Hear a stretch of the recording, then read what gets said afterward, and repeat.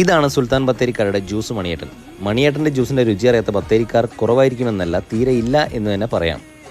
ഒരു ചെറിയ ഒറ്റമുറിയിൽ സിമ്പിളായൊരു കട, അതിലും സിമ്പിളായ മണിയേട്ടൻ, മണിയേട്ടനേക്കാൾ സിമ്പിളായ ജ്യൂസും. മണിയേട്ടൻ്റെ മുമ്പിൽ നിരത്തി വെച്ച ഫ്രൂട്ട്സ് ഏത് പറഞ്ഞാലും മണിയേട്ടൻ ജ്യൂസാക്കി തരും. ജ്യൂസ് എന്ന് പറഞ്ഞാൽ വലിയ അലങ്കാരങ്ങളൊന്നുമില്ല, സിമ്പിളായൊരു ജ്യൂസ്. ഞാൻ ഏതായാലും ആദ്യം പറഞ്ഞത് മാംഗോ ജ്യൂസാണ്.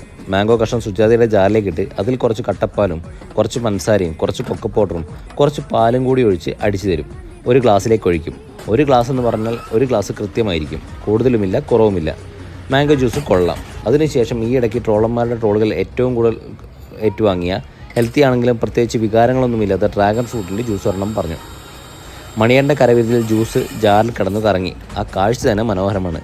ഏതായാലും ഡ്രാഗൺ ഫ്രൂട്ട് ജ്യൂസ് കൊള്ളാം. എല്ലാവർക്കും ഇഷ്ടപ്പെടാൻ സാധ്യതയില്ലെങ്കിലും വ്യത്യസ്തത രുചിക്കാൻ താല്പര്യമുള്ളവർക്ക് രസിക്കും. മണിയേട്ടൻ്റെ ജ്യൂസ് കടയുടെ ലൊക്കേഷൻ വരുന്നത് ഐശ്വര്യ തിയേറ്ററിലേക്ക് കയറുന്ന വഴിക്ക് സമീപം കോഴിക്കോടൻ ഫാർമസിയുടെ അടുത്തായാണ്.